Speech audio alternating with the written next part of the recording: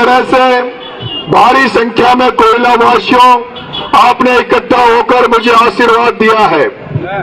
मैं आज आपके बीच में, इस कोयला शहर के बीच में पहली बार आया हूं और पहली बार आपसे वोट और समर्थन आशीर्वाद मांगने आपकी इस कोयला नगरी में आया हूं, आपकी इस कोयला की धरती पे आया हूं।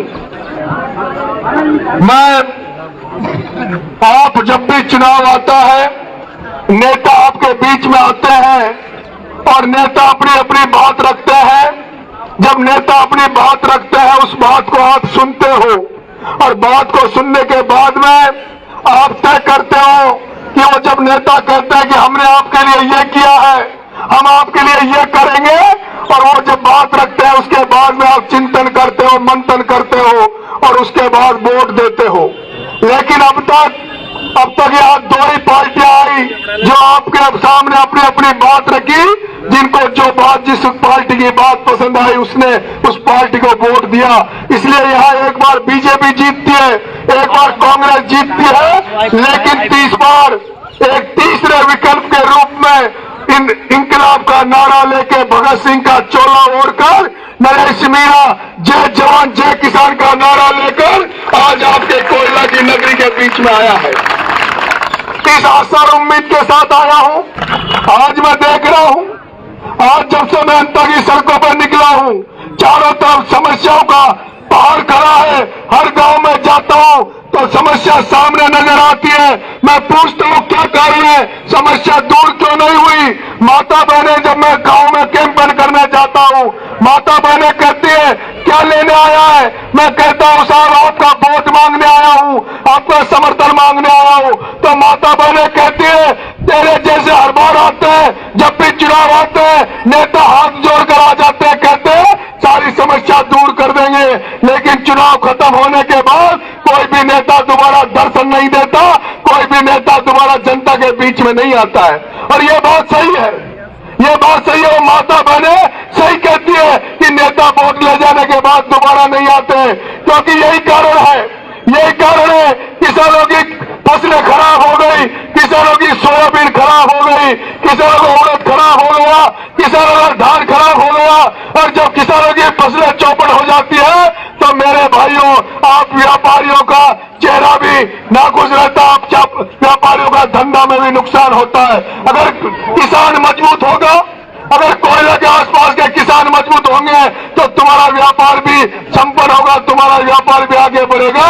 लेकिन आज मैं देख रहा हूं जैसे बरसात की फसलें खत्म हो गई, किसानों के पास खाद लेने का पैसा नहीं है, किसानों के पास दवाई लेने का पैसा नहीं है, अगली फसल को बोने का पैसा नहीं है, और जब वो किसान खाद लेने जाता है तो उसको 1800 2000 का खाद का कट्टा मिलता है, वो भी अटैचमेंट के साथ मिलता है। लेकिन इस राजस्थान के इस हालाती अंचल में ना कोई उद्योग धंधे हैं, ना कोई फैक्ट्रियां हैं, ना कोई नौकरियां हैं। यहाँ तो है तो केवल कृषि है, खेती है, और वो खेती भी घटती जा रही है। और खेती के हालात आपके सामने है। जब से यहाँ कृषक 2-3 साल में कोई न कोई ऐसी अनहोनी हो जाती है, या तो ओलावृष्टि हो जाएगी या अतिवृष्टि हो जाएगी, जिससे फसलें चौपट हो जाती है। उसके बावजूद भी यहाँ का किसान फसल बीमा के पैसे के लिए इंतजार करता है। लेकिन आज दिन तक मैंने नहीं सुना कि 12 में किसानों को फसल बीमा का पैसा दिया गया है। एक बार 12 में फसल बीमा का पैसा दिया गया था, वो तब दिया गया था जब नरेश मीणा हजारों किसानों को लेके, ट्रैक्टर को लेके कलेक्ट्री में घुस गया था, और कलेक्टर एसपी को ट्रैक्टर के बोनट पे खड़ा मैंने कर दिया था। तब जाकर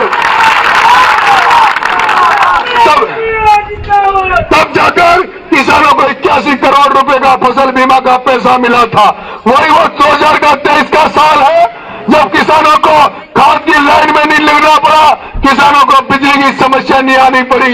मैं आज आपसे वोट मांग रहा हूं, समर्थन मांग रहा हूं। मैं ये नहीं कह रहा कि मैंने अंता के लिए कुछ किया है, क्योंकि अंता के लिए, अंता की जनता के लिए तो मैंने आज दिन तक कुछ नहीं किया, क्योंकि मैं तो जब चुनाव लड़ने आया हूं तब पहली बार अंता की सड़कों पे घूम रहा हूं, अंता के जनता के पैरों में दंडवत कर रहा हूं। लेकिन ये लड़का, ये युवा जो 12 में पैदा हुआ, अटूट तहसील के नया गांव में पैदा हुआ, और अटूट तहसील के नया गांव से 1999 में मेरे माँ बाप ने मुझे कलेक्टर एसपी बनाने के लिए जयपुर भेजा था। पढ़ा था, नवोदय से पास आउट था, फर्स्ट डिवीजन के पास आउट था, तो सब्जेक्ट में English, literature, economics, history subject थे। चाहता तो कलेक्टर बन जाता, चाहता तो एसपी बन जाता, लेकिन परिस्थिति ऐसी हो रही। जयपुर में जब गया तो वहां के छात्र साथियों ने मुझे राजनीति में उतार दिया, कॉलेज का चुनाव लड़ा दिया। और जब ये बेटा आपका कॉलेज का चुनाव लड़ा, 2002 में पहला चुनाव लड़ा, पहला चुनाव हार गया, दूसरा चुनाव लड़ा, राजस्थान विश्वविद्यालय में जनरल सेक्रेटरी बन गया। उसके बाद छात्रों के लिए लड़ाई लड़ने लगा, आमजन की लड़ाई लड़ने लगा। जब छात्र राजनीति कर रहा था, छात्रों के बीच में काम कर रहा था, जब छात्रों के लिए 9 दिन तक आमरण अनशन किया, भूख हड़ताल 2006 में की, और हजारों छात्रों को रुकी हुई छात्रवृत्ति नरेश मीणा ने राजस्थान विश्वविद्यालय में दिलाकर आया।